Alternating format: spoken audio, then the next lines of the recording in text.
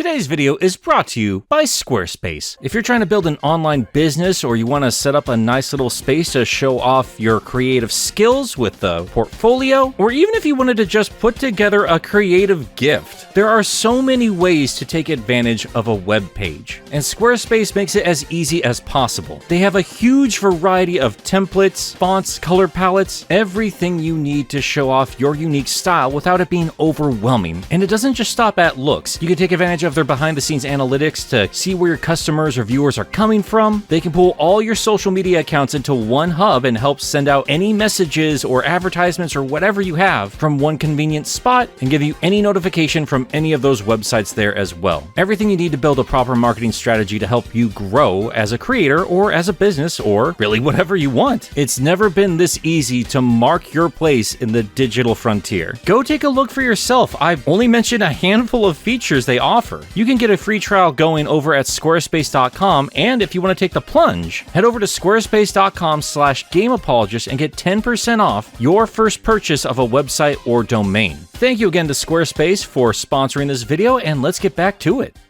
It's been a wild ride leading up to the release of the Mario movie, teaming up with an animation house that, while successful, hasn't been known for their quality, and then revealing an interesting cast. In those moments, I wasn't quite sure what to make of this film, but taking a step back and looking at all the pieces, yeah, this was pretty standard for a big budget animated movie, especially from Illumination. Nothing really out of the ordinary. And in turn, we got almost exactly what you'd expect from a Mario movie made by the Minion folks. Maybe even a little bit better. I'm gonna have spoilers here and there, but the long and short of it, if you're wondering, I had a fun time. Got exactly what I wanted from this flick. And the premise is pretty simple. Mario and Luigi are a couple of young and up-and-coming plumbers setting off on their own business. They, fight a dog, and then end up in a mysterious tube that nobody ever explains that splits the green one up from the red one, plops him into the dark lands, while Mario ends up in the Mushroom Kingdom. Here we come. And then he meets a Toad, and then a Peach, and then they gotta go get some monkeys to fight some turtles. And they even call themselves turtles a couple of times, which I love, because I like turtles. All the while, we have Bowser, who is going after a star, then he gets a star, and then you think he's gonna use it for ultimate power, but just wants to impress a chick, and it's kind of cute. It's kind of weird just how much of 90s children's media was defined by turtles in New York sewers, but I'm not complaining. I had a good time. Anyway, yeah, that's the basic plot. It's okay. But like I said, just beware some spoilers here and there. I mean, there's not really much to spoil outside of Easter eggs, or Yoshi eggs, I guess. Oh, wait, whoops, sorry. Look, if you're a fan of the series, you're set. This has more loving references than just about any video game adaptation I have ever seen. We go from the days of the Famicom, back even further back than that when you consider Donkey Kong and the arcade games, going through Super Mario World, 64, the new Super Series. I mean, this thing might as well also be a Mario Kart movie adaptation, considering just how much that offshoot gets throughout the second half of this movie. I thought I was watching Wreck-It Ralph for a minute there, which I guess in turn took a lot of inspiration from Mario Kart, so alright, fair play Mario. And even the Donkey Kong spin-off series gets plenty of love. It's a shame that Grant Kirkhope didn't develop the sound of Donkey Kong Country, which got plenty of love here, but they couldn't even bother putting the guy's name in the credits. That's a problem Nintendo seems to have more and more often these days, considering just how much Nintendo tried to push away the very idea that Mario is a plumber just a decade ago, but now seeing them not only fully embrace that idea, but bring in all of the Brooklyn origin business we only ever saw over here in the States, that's pretty special to me. I would love to see the Sonic franchise embrace its legacy as fully as this one movie does for Mario, but the point is, the movie is jam-packed with fan service, and I can't really blame them for making that such a huge focus. Even if you aren't a Mario fan, you know something from this movie, and even then, I don't know why you'd bother seeing this movie if you don't like Mario. There are enough Mario fans out there in the world to make this one movie a multi-million-dollar success. They don't need to make a movie for the non-Mario fan. Kids will love this, and the parents who grew up loving Mario are also going to have a good time. It's exactly what it needs to be. But all those loving references leaves little room for much else. Scenes blast by so fast they'd make Sonic blush, giving us paper-thin characters and development of said characters, and even less screen time for one half of the Mario Bros. And that, to me, is the biggest crime of the film. Luigi is often shown to be stuck in the shadow of Mario throughout the franchise, and this movie doesn't really help with that image. It'd be one thing if Green Mario was off doing his own thing, learning to conquer his fears and whatever else, but he gets through one chase scene and then straight up caves as he's in interrogated by a big turtle about his brother, and then he spends the rest of the movie in a cage. I mean, okay, I guess he's let out at the end to fight Bowser, which strangely Luigi has more of a beef with, since Mario didn't really interact with Bowser that much leading up to the point of their final fight. I don't know, like, all those scenes were a lot of fun, but I really wish they'd spent more time focusing on building the relationships of these characters, because those are often the best scenes. Seeing Mario and Luigi interact in the early minutes, meeting their family, seeing them without gloves? How risque. Bowser simping over Peach, while Kamek is simping over Bowser, and the adorable rivalry between Donkey Kong and Mario, and seeing Peach and Mario get to know each other, even hinting at her origins. I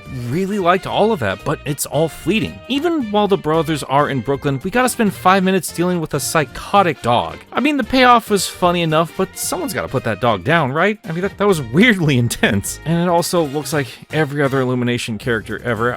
It's so standout from the rest of the Mario designs. I thought this thing was out of Secret Life of Pets or whatever that stupid Kevin Hart bunny movie is. But that complaint aside, I still do like these characters. Mostly. As you'd expect, the movie mostly follows Mario. He gets a little character development. He's tired of being overlooked and treated like he's small, and they literally make fun of his height multiple times in this movie. But the dude doesn't quit, or something. I don't know. It was fine. It didn't offend me. He was fun enough. Mario is fine, as was his voice actor. Chris Pratt as Mario, still too safe of a choice for me, but the guy is still a professional. Lego Movie is still awesome, but again, he just gets the job done. He just gets over the finish line. Yeah, he can emulate the high-pitched cartoon Italian of Charles Martinet, who had very clever little cameos in this movie, and I'm glad they at least addressed the different accents and embraced the Brooklyn of all of this, but I don't know, this was just as bland of a performance as I expected. I don't think I'd really take too much notice if they'd swapped him out for somebody else in the sequel. They hired him for his name, not so much his voice acting skill. That said, he's at least still trying to sound like anybody other than Chris Pratt. I mean, it's not the greatest Brooklyn accent in the world, sometimes I forget he even is trying to be from Brooklyn, but it's still something. When it comes to the rest of the characters, I can't really say the same thing, and part of that is my own fault. I've seen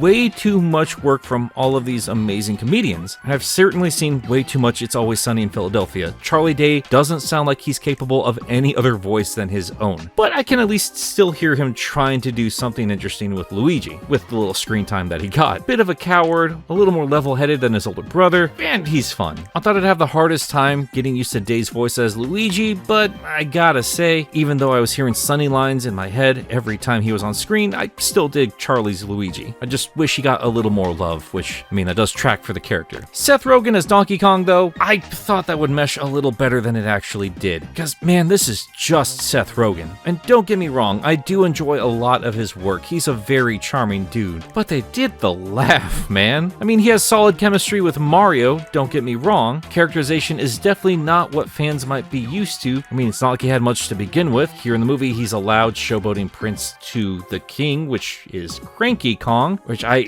guess they're kind of going for like a Jewish voice there? I don't know. Sounds like Fred was just doing one of his voices from Big Mouth, if I'm honest with you. But the point is, I really couldn't divorce the voice actor from the character here. And obviously, I had that same issue with Jack Black. His voice is just too recognizable to me, even when they clearly pitched it down. I love the guy. Again, enjoy most of his work, and I'm always happy to see or hear him. But I couldn't always see him as Bowser, especially with that Peach song. I'm a huge fan of Tenacious D, but as soon as that song started, I just heard Jack Black. Still, I did love seeing that vicious, violent Bowser that we rarely ever see in the games, and also that sweet, misguided romantic side of him when it comes to Peach. Really felt like Super Mario Adventures. Again, characterization was great, just the voice was a bit distracting for me. Peach might be the only one here that didn't really take me out of it from time to time, and I think that's probably because I'm not super familiar with Anya Joy-Taylor's body of work compared to a lot of these goofy comedians. I thought she was fine. Peach herself is not quite as dainty as she is in the games, but they didn't go completely girl boss either. Doesn't make sense why they don't call her queen as opposed to princess, but she does take that title seriously all the same. She is a leader, and that is front and center for her character, putting her people first and not flinching in the face of danger, and can run an obstacle course in heels. Good for her. Kamek and Toad didn't really take me out of it at any point. They sounded like their characters, and and I appreciate the film for doing that. I just wish they didn't leave that for the tertiary characters. I know it sounds like I'm being really light on the characterization and focusing a little bit too much on the actors playing them, but I feel like that's an issue with the film itself. I liked everybody here, and even when I was distracted with some of these performances, I didn't hate how they were played. And again, I love the bodies of work of pretty much all these actors here, but again, I feel like this movie was relying on that a little too much. And I know that is a very divisive subject for a lot of fans. I've seen people say that Seth Rogen was perfect casting for Donkey Kong, and I'm seeing others saying that he was the absolute wrong choice for the character. Everybody seems to universally love Jack Black, and yeah, my misgivings aside, I don't know how you can actually hate him. It's clear that he's loving the role while he's performing it, so yeah, I'll let it pass. And look, if you're a Mario fan, you've probably already seen this movie, and you probably had a good-ass time. It's stupidly gorgeous, the soundtrack is absolutely incredible, and does a great job flexing its stunning legacy of good game music. Well, as opposed to those few choice moments where they threw in horrible pop music, which was awful, but I will commend Illumination for toning down the illuminationing of this flick. But ultimately, I left the theater feeling pretty damn good. I liked this movie a lot. It made me want to play some Mario games. Kinda just wish the movie made me want to see more Mario movie. And like, yeah, I'm down for a sequel, and obviously there will be, but I was very confused at the things they decided to hold off on here. Like, they crammed in a bunch of Mario Kart and Donkey Kong Country, and they did tease some cool stuff with the power-ups, like showing us Fire Peach, which we have seen in later games, and also showing us a Fire Donkey Kong, which in turn was, as the kids say, fire. But they held off on showing us Fire Mario for some reason. One of the most iconic power-ups for the character, which, okay, I guess we can wait to see that in Mario 2. That's a weird carrot to dangle in front of us. And the after credits have us zooming through the ruined sewers of Brooklyn, only to reveal a hatching Yoshi egg, even though we've already seen Yoshis in this movie. What is this? Well, I'll tell you what this is. Clearly, this is a reference to the final tease in the smash hit 1998 classic Godzilla, where they move through the wreckage of Madison Square Garden, also in New York, only to reveal a hatching Godzilla egg. Obviously, that's what they were referencing. Also, they jarred Bowser. They knew what they were doing there. Come on. There's no way that wasn't intentional. Animators are some of the horniest people on the planet, and the thirst for Bowser Black is real. Trust me. Also, the thirst for Peach is also real after that bike scene. You all know what I'm talking about. No, but really, I am super game for more Mario movie, but slow down a little bit, guys. Kids can handle a bit of character development, and I do want to know Peach's story. Why was there a toddler just hanging out in the sewers and then raised by mushroom people? Why didn't she just walk back through the pipe when she grew up a little bit? It's right there. And where'd that pipe come from anyway? Also, we just never gonna talk about how there are mushroom men, but also mushrooms that you can eat. And anybody else notice that they took the eyes off the edible mushrooms in the movie, but they kept the eyes on every other power-up? And if you look at the steelbook for the Mario movie coming out, they have a mushroom power-up with eyes, so what's going on here, guys? I do feel like these dangling story threads are here to lead to more stories down the road, because again, this thing is gonna make $1 billion, and that's not gonna be a surprise to anybody. But with that considered, I do think this film could have afforded to just hold back a few more elements. This is just the start of a film franchise. Nintendo, you're gonna be fine. You could have left all of that Mario Kart stuff for a Mario Kart movie, and that still would have done gangbusters. End of the day though, yeah, I had a really fun time. Lots of elements I did enjoy, and as a longtime fan of the franchise, I got what I wanted. Give me them sweet, tasty references. But that considered, there were some potential references to something I did not expect to see from the Super Mario Bros. Movie, and that is references to the Super Mario Bros. Movie, the 90s one. Yeah, I gotta talk about this insane little movie for a little while here. I was really young when this movie dropped in theaters, but I still remember seeing the poster for the first time and being really excited. Look, say what you want, like for instance, it's kind of weird how they doled out all the iconic costume colors for this poster, but even that considered, I still really love the art for this poster. Wish I loved the movie just as much, despite Nintendo's best efforts to bury this fossil. Ironically enough, the popularity of the brand means as long as Mario maintains, the reputation of this film will also remain. And the first time I saw it back in '93, I really had no idea what was going on. Didn't look like anything Mario outside of the color of the costumes that showed up in the third act of the movie, and a couple more on-the-nose things like the Bob-omb. But for the rest of the film, you really have to look for the Mario in the Mario movie, which admittedly can be fun in its own right. And hey, even projects loosely based on source material can turn out some incredible ideas, but to a little kid in the 90s, that really doesn't mean a whole lot. This is the Mario Brothers, and they couldn't even bother showing me a turtle. Get out of here with that nonsense. And looking back on it now,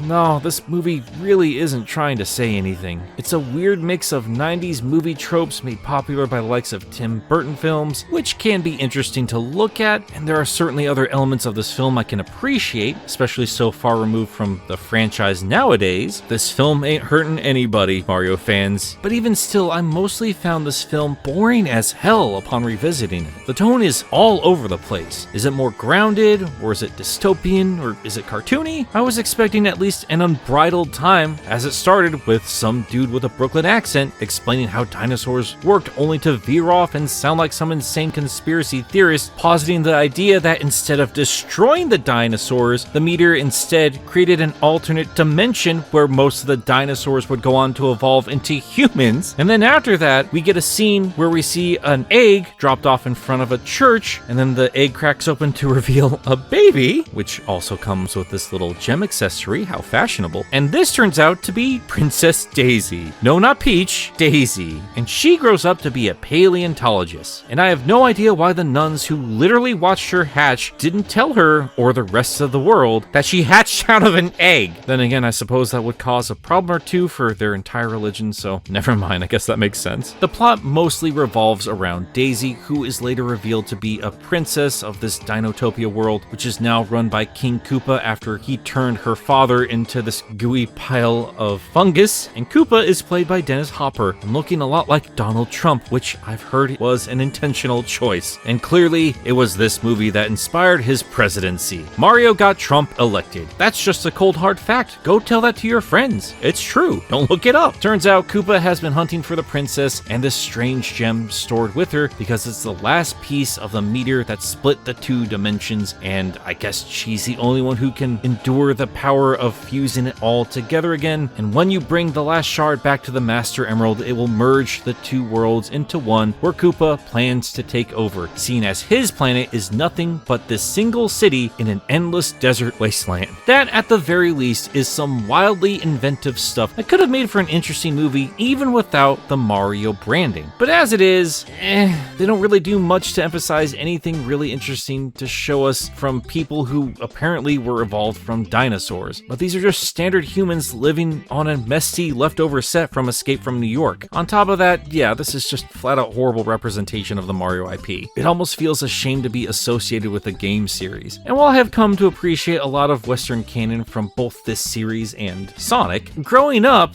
I gotta tell you, I was getting sick and tired of seeing some of my favorite games being represented with this dark, dreary crap. The bros are here, but they just sort of stumble into the plot, which I'll admit I'm fine with. I like them being normal dudes, and I don't even mind their portrayals here. Bob Hoskins was a fine choice. Mario is older, far more reasonable, and yeah, even as a kid, I could see that. The Roger Rabbit guy playing a gruff Brooklyn plumber, I'm into it. Luigi, on the other hand, was an interesting deviation. Young, sexy, hot-headed, leap first, ask questions later. That's not exactly how I would describe the more cowardly Mario brother, but this was long before Nintendo established those few personality quirks. He really was mostly just a green Mario back in the day, and even then, it's not like they had much to go on. Those sprites only got so expressive. So yeah, Luigi is a bit more courageous than Mario in this movie. I'd go so far as to say he's probably the lead hero of this flick, which again is very different from what we might be used to, especially when you consider 30 extra years of establishing this brand. But I gotta admit, even with all those differences considered, there's a lot of the old Mario movie in the new Mario movie. Both start out in Brooklyn, they even have similar vans, both brothers end up in another world, there's a massive emphasis on vehicles for a little while, and eventually the climax of the film leads them back to New York. There are other bits and bobs here, but there are times the new film felt like it was trying to go back and course correct the cinematic history of this brand. And in that sense, I think that's kind of cool. But as crazy as it sounds, now having seen both of these back to back, there were still a couple of things I wish the new Mario movie had learned from the original. Mostly the emphasis on the bros Bros in Super Mario Bros. Luigi might get a bit more limelight than Mario in the live-action movie, but let's be real, that's a rare event, so get those wins where you can, Weege. But that said, there was a far better balance between the two characters in the old movie. They spend most of their adventure together, and when they do have to split off near the end, they both have something important to do, with Luigi helping Daisy and the other captives escape and stop the two worlds from merging, while Mario takes on and distracts King Koopa. And then the two bros come together at the end to take down the tyrant, who is a T-Rex for all of 5 seconds, once and for all. And like I said, the new movie really does not give that much screen time to Luigi. And even then, he still has more interaction with Bowser when compared to Mario. And while we do get Yoshi teased for the next movie, I'm sorry, I still adore the realistic baby from the 90s movie far more. He's just a little charmer. I'm sorry, I just love dinosaurs. Make no mistake, I'm not saying that the live action movie is better compared to the CG one. It's not. That new one feels like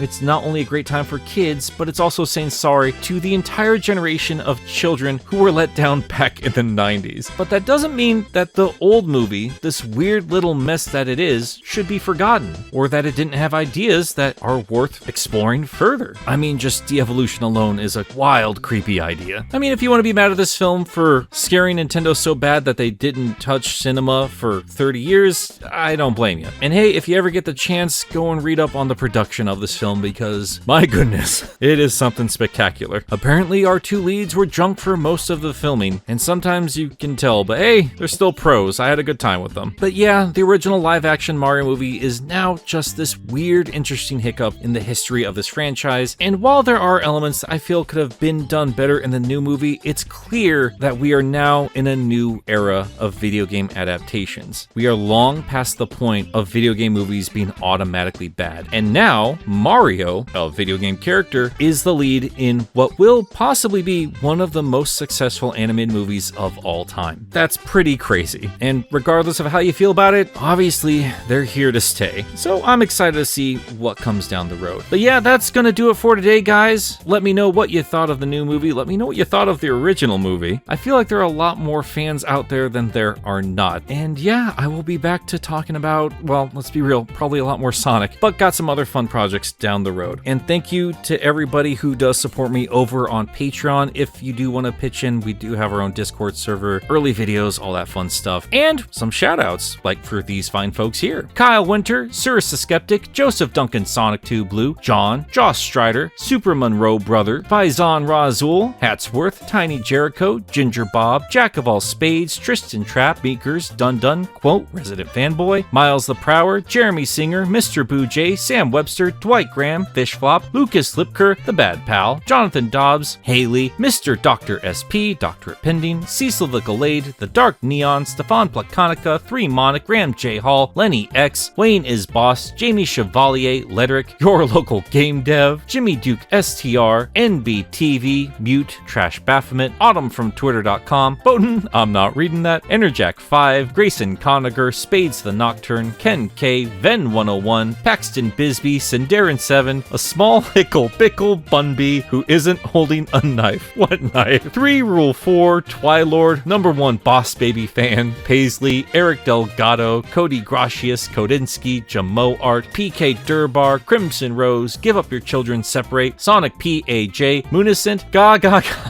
Ga ga ga gao gai gar ga ga ga ga ga ga ga. I just have to go listen to the theme song, don't I? I have no idea how that's supposed to be said. I'll just look it up. Roxas the Cat, Godzilla, Makuta of Salt, Glean the Anomaly, Alexander Watson, Calais Presley, Neil Gampa, Conan Kudo, Sharif Pi, Aeon 3 Valafor, Infamous.jpg, The Lex, the most powerful ship in the 2 universes, Native Nerd 27, Kaido Prower, Swift Cannon, Spearmint, someone having fun being an uncorchable, I don't know if you spelled that right. Lunatic just outside the door of your recording studio with a paintball gun. Oh, that's just, oh, no, that's unchargeable. I don't know what that word's supposed to be. Omega Man 21, N, Clumsy, Pen Adelaide, a person named June, and other envelope. I never know what to do when we get new patrons. I always screw up the names. If I goofed up somewhere, just let me know. I'll get that fixed up in the next one. But guys, thank you so much for your support, and thank you so much for sticking around through the readings. That's becoming one of my favorite parts of the video. But yeah, I gotta get back to work on the next thing, so I'll catch you all next time. Toot toot,